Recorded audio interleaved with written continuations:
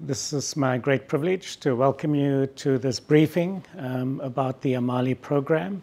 My name is Edgar Pieterse. I'm the Director of the African Centre for Cities at the University of Cape Town.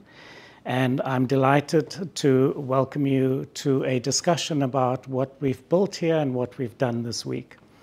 The AMALI initiative was started because we believe that it is really important to support African mayors. And the reason for this is that Africa, of course, is filled with promise, and this is the century in which the continent will transform. That transformation will emerge from and will be led by Africa's cities. And so, by definition, it is important that we strengthen the leaders of these cities, and that is what AMALI is designed to do. So it is my great pleasure to announce that we've been able to form a very strong partnership. AMALI was conceived between the African Centre for Cities at the University of Cape Town and Big Win Philanthropy. And we are absolutely delighted to also announce today that Bloomberg Philanthropies have come in to join the collaboration. And the context of why we are here today is that we've just concluded the inaugural Leadership Forum for the AMALI program. And what does this involve? It involves 4 days of immersive work where we have leaders from 15 cities in 8 African countries spending time together with each other and with an esteemed group of mentors and advisors. But it's not just a forum that AMALI is about. There's also a year-long support program that takes the form of monthly check-ins, that takes the form of one-on-one interaction with mentors and advisors, but also if they have specific requirements for technical support, they can ask for that, and that will be provided through this partnership. So as I've mentioned, we've had 15 mayors here for the week, and we've also had a group of esteemed African leaders who've got the experience of public office, spending all of that time with them to provide one-on-one support and to facilitate their learning. The program itself was very much applied. It was action-oriented, and the interest was not to impart academic or theoretical concepts, but was to focus on their context, their experiences, and how do we get them to understand what the opportunity might be to transform their cities and improve the lives of their communities and their people. And so this is what we've structured, and now the real work begins. So today it is an enormous pleasure to welcome the co-architects of AMALI. In the first instance, we have Jamie Cooper, who is the co-chair of AMALI and founder and president of Big Win Philanthropies. We also have James Anderson, who is the head of the Government Innovation Program at Bloomberg Philanthropies. And finally, we have one of the stalwarts of the AMALI, of the Big Win Foundation, but also of AMALI, Madame Luisa Diogo, who is the former Prime Minister of Mozambique, but was also the Minister of Planning and Finance of the same country.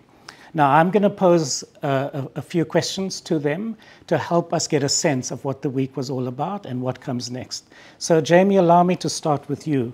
I know we have just emerged from these 4 days. It has been very intense, but I'm curious what your reflections are, what has transpired over the days. Sure. My first reflection is that this program comes at exactly the right time. All the evidence is showing that the combination in Africa of a youthful population and the transition of demographics across Africa and the need to invest in people at this time, combined with the fact that they are overwhelmingly moving to cities, and cities will be the heartbeat of the respective countries and continent. And on top of that, more and more evidence showing that around the world, where cities go is where countries go, is where continents go. That this is the moment that Africa needs to be investing in its cities and the people who live there. So I feel very happy that we've come in on the ground floor. The second thing is, we've had a really exciting 4 days. We have really good mayors on this continent, is one of my reflections. They are visionary. They are deeply committed to their people, their populations. They are patriotic. These are people who, given the chance, will get big things done, things that will change the livability of their cities, will change directly the lives of their people, will change the data and the professionalism of their cities. These are really people who are determined to get things done and will get them done. And then finally, we were very, very lucky to be graced with President Adesina's presence at this event. He was our keynote speaker early in the program. You know, I think what that symbolizes, to say that he had the time to say, yes, cities are important, and he made that that message clear throughout with a real commitment to helping bridge. You know, we don't have a federal road running through a city that mayors are empowered and have the resources and the support at all levels of government to be able to make these investments to bring cities to where we all want them to be. It was a really exciting 4 days, and I'm really honored to have worked with my colleagues on this. Thank you, Jamie. And James, it's really exciting to welcome you here to join us, and the fact that Bloomberg Philanthropies have come on board to support this initiative. Maybe you could share a little bit about what you and your team will do with some of these cities to support them over the course of the next year. Yeah. Sure. It's so nice to be here, and it's so nice to be a part of the partnership. What you guys have built, it was extraordinary to see it take off, and we are delighted to be partners and to support you as you go on this journey. I work at the Bloomberg Foundation, and Michael Bloomberg and the Bloomberg Foundation are very focused on a couple of key things. Number one, that local governments are essential to catalyzing the kinds of solutions and innovation necessary for us to achieve progress, move the human species forward, and address major societal, environmental challenges. Number two, local governments, no matter where you are in the world, are under-equipped, undervalued, and we believe totally underestimated. And number three, that philanthropy can partner with incredible local actors to uplift local leaders, to provide supports and leadership development to mayors, and make a difference. And we are really excited to do that here.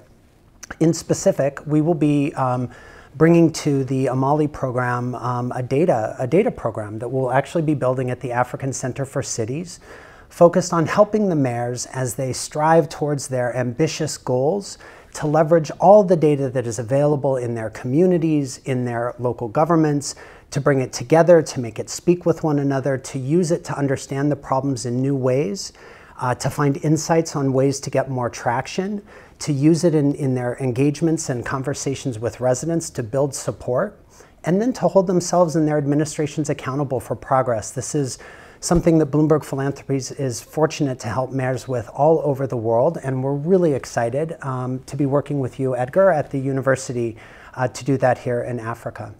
And lastly, we're just delighted to partner with Big Win, and really excited to be here, so thank you.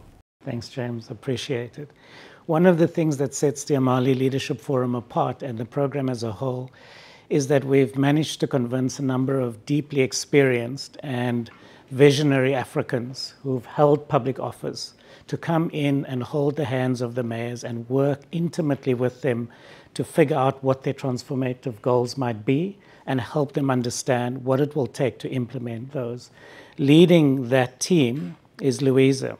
And since you had quite a lot of time with a number of the mayors over this week, Louisa, in intimate settings, maybe you could share with us what your reflections are, what emerged from those discussions, and what stood out for you this week. Thank you very much. Well, I'm very impressed. I'm very impressed with the way how the mayors embraced this program, this initiative.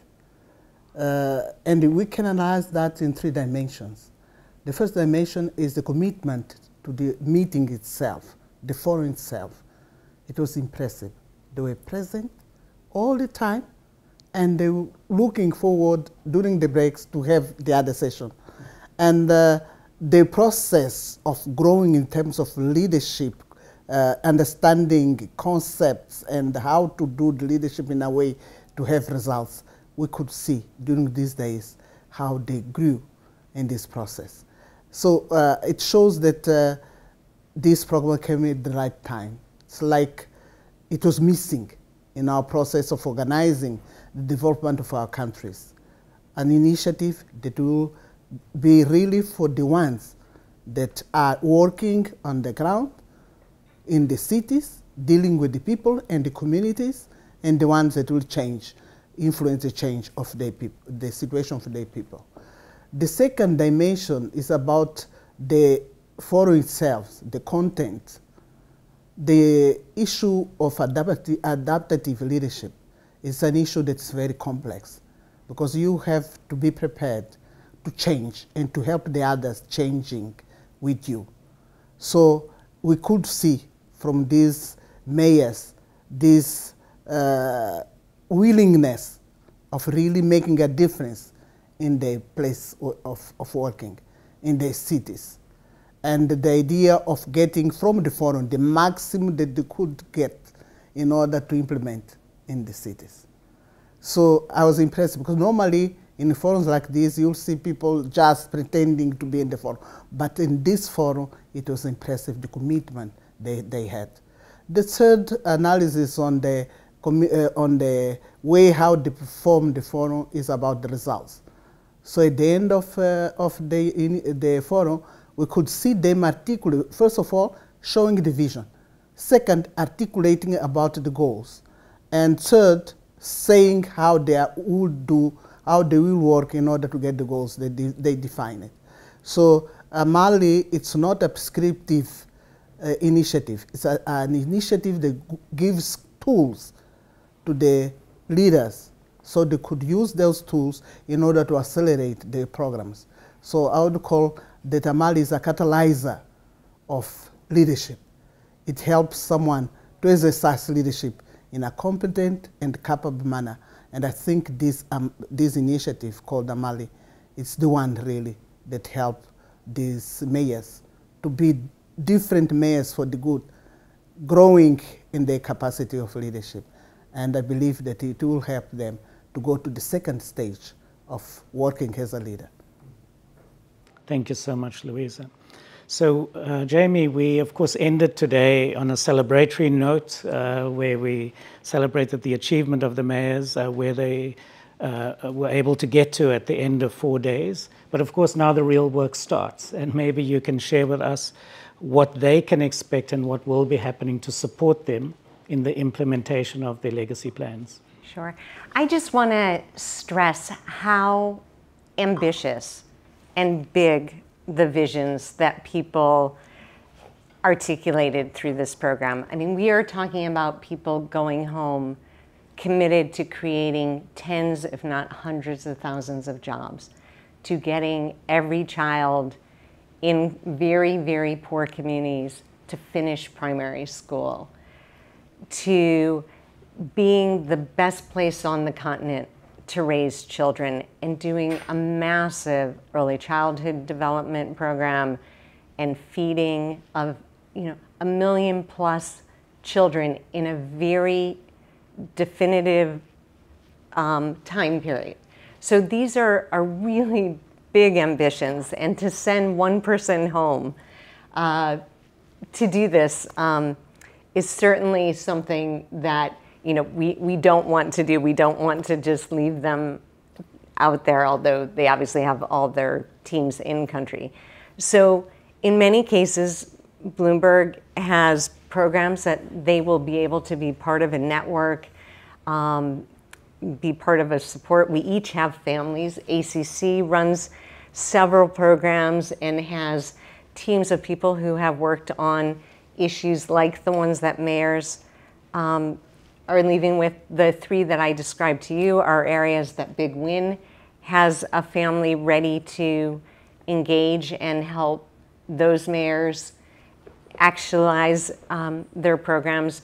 Will also, as a cohort, they really bonded, be having monthly meetings where they can talk really freely and really share where am I stuck, that we can all come together.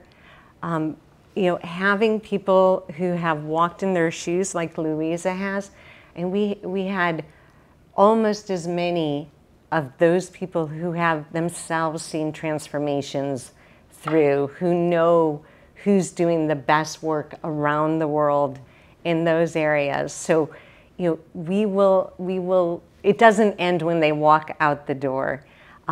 We will continue to keep them connected to people who both have the technical expertise and can help them break through on all the things that pop up along the way and prevent you from getting to the end. But, you know, again, I want to say that I walked away really impressed. These are people who really, really care about their people and the future of their countries and this continent. And I expect they are going to do great things. Thanks, Jamie. So at the African Centre for Cities, of course, we've been working the last 15 years to build an empirical understanding of urbanization dynamics and trends on the continent. And within that time, what became clear to us was just the lack of understanding from national leaders, international actors, and so forth about why this issue matters and why it's central to Africa's transformation.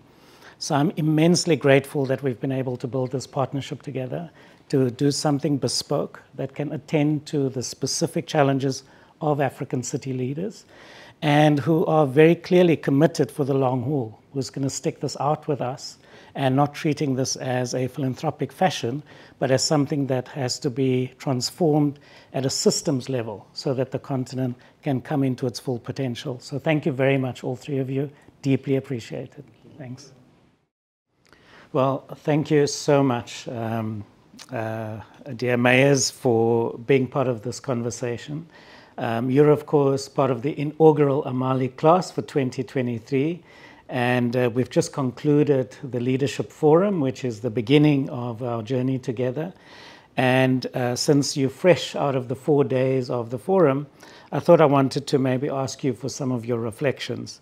So allow me to introduce first the mayor of the city of Quilimane in Mozambique, Manuel de Araújo.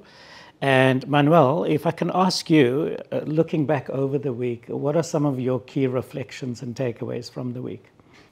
Well, I was and I am very impressed with the layout of the course, not only the program, but also like the quality of the mentors and facilitators. I think that one to me was something that really kept my attention. And also the methodology, the way the course was organized. It was not too theoretical, but it was immersed into our day-to-day activities. And we were able of participating by bringing in our experiences, but also the challenges that we do face on, daily. So I thought that those two issues are like the main takeaways. And actually, when I go back to my city, the first thing I will do will be, for example, to implement some of the takeaways from here. And one of them will be to create a delivery unit, a unit that follows and monitor progress, because we need to be very aware of where we are, in which phase of our mandate, and also if we are going to, we need to follow up on the objective that we set up for ourselves.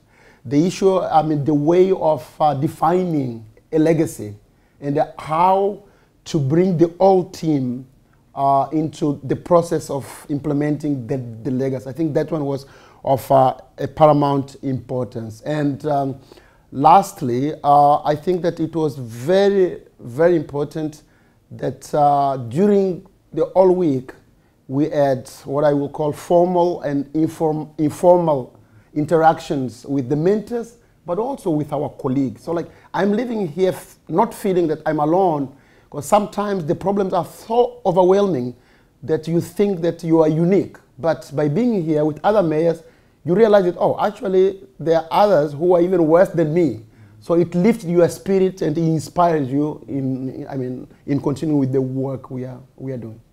Thank you, Manuel. That's really powerful and good to hear and understand. And allow me now to introduce our second mayor, the mayor of Lusaka in Zambia, Chilando Chitangala.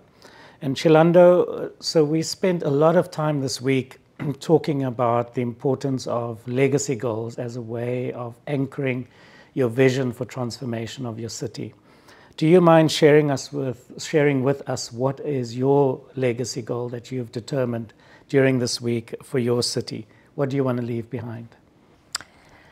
Thank you.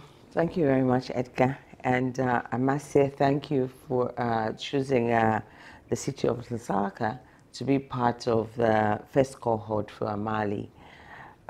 What I should just mention is that coming to AMALI has been informative, educative, and just removing some of us mayors that have been in a comfort zone. Mm-hmm. So it like gets you out of a comfort zone and starts to make you tick and think again, rethink why you were voted in as mayor.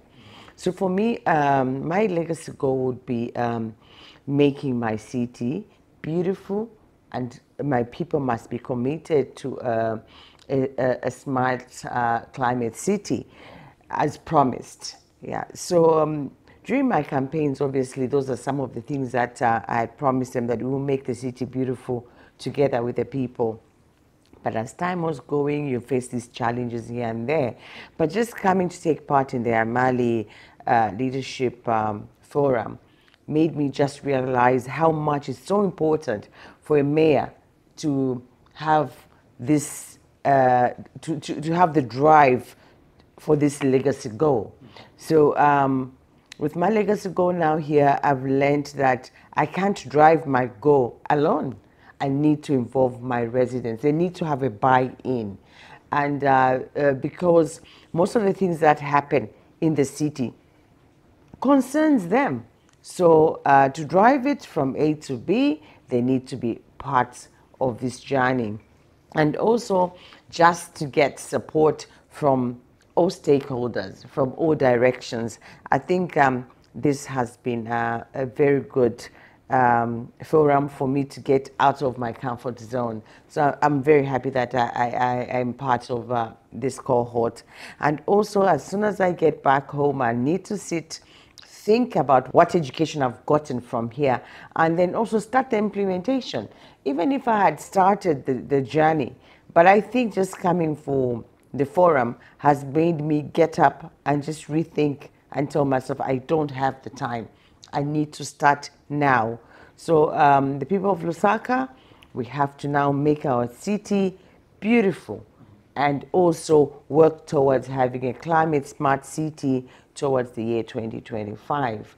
Yeah, so, and also the other thing is, it's been so nice to listen to other African mayors, because this is really tailored the African way, and the solutions are very African. So it means that the problems that my friend is having in the next city, for example, in Ivory Coast, or maybe in Nairobi or in Dar es Salaam, the way my other fellow mayor has sorted out, it's easier for me to replicate that, because we face the same problems. The climate is the same. We all have these climate change issues of flooding, droughts, overheating. So they can teach me how they've done it. And then for me, one of my biggest problems is waste management. So I hear and learn from the cities that are going through the same thing that I'm going through.